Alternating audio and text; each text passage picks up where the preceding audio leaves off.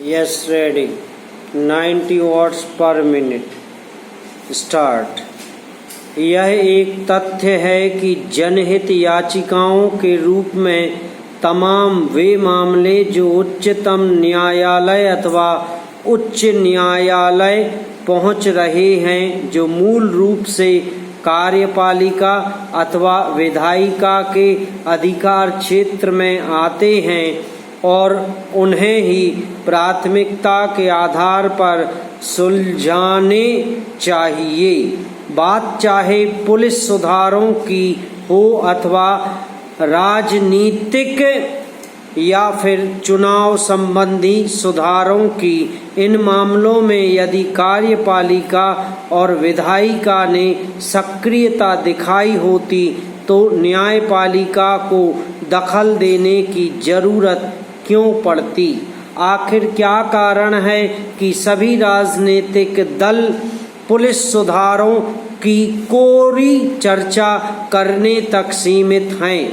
इस तरह किसी को बतलाना चाहिए कि उच्चतम न्यायालय को नदियों के प्रदूषण से लेकर शहरी इलाकों में बढ़ते वायु प्रदूषण की चिंता क्यों करनी पड़ रही है। पैरा इस धारा के अंतर्गत यह व्यवस्था की गई है कि जब धारा 113 के अंतर्गत कोई समन या आदेश जारी किया जाए तो ऐसे समन या आदेश के साथ धारा 111 के अधीन दिए गए आदेश की एक प्रति लगाई जाएगी और वह प्रति उस समन या आदेश का निष्पादन करने वाले अधिकारी द्वारा उस व्यक्ति को परिदत्त की जाएगी जिस पर उस समन की तामील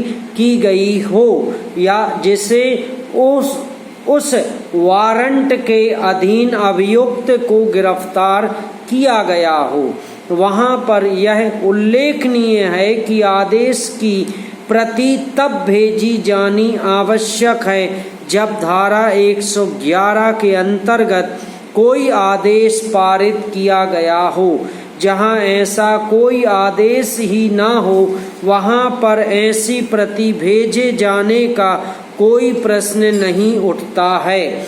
यदि आदेश पारित किया गया है तो प्रति भेजी जानी अपेक्षित है, लेकिन यदि किसी कारणवश ऐसी प्रति नहीं भेजी जा सकी है तो उससे मामले की संपूर्ण कार्यवाही दूषित नहीं होगी।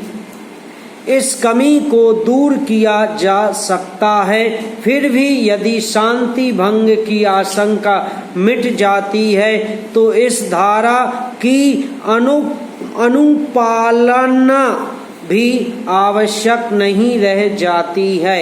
अतः मामले को तुरंत निरस्त किया जा सकता है। पैरा यह सही है कि विधायिका और कार्यपालिका की तरह से न्यायपालिका की भी अपनी एक सीमा है और कई बार ऊंची अदालतें फालतू की जनहित याचिकाएं सुनती नजर आती हैं, लेकिन दूसरों के दोष देखने का तब कोई मतलब हो सकता है जब पहले अपनी खामियों को दूर करने की कोशिश की जाए। निसंदेह जैसी आवश्यकता न्यायपालिका में सुधारों की है, वैसी ही विधायिका एवं कार्यपालिका के कामकाज के तौर तरीकों में बदलाव लाने की भी है। बेहतर हो कि जहां संसद पर इस पर विचार करे कि राष्ट्रीय न्यायिक नियुक्ति आयोग के गठन में क्या खामी रह गई, वहीं न्यायपालिका भी इस सवाल का जवाब दे कि यह कितना उचित है कि न्यायाधीश ही अपने सहयोगियों की नियुक्ति करे। ऐसी कोई राह खोजी ही जानी चाहिए जिससे न्यायपालिका की स्वतंत्रता प्रभावित हुए बिना न्यायाधीशों की नियुक्ति पारदर्शी तरीके से हो सके। पैरा, जीवन का हर पल मूल्यवान है। कौन जानता है कि जीवन का कौन सा पल मूल्यवान है? कौन जानता है कि जीवन का कौन सा पल क्षण आपको कहाँ से कहाँ पहुँचा दे? हर पल आपकी क्षमता के अनुरूप विवेकपूर्ण रीति नीति से किया गया श्रेष्ठ कर्म उत्तरोत्तर व्यक्ति को उस मुकाम की ओर ले जाता है जहाँ इस दुर्लभ मानव जीवन की सफलता और सार्थकता की अनुभूति से जीवन धन्य हो सकता है। समाप्त।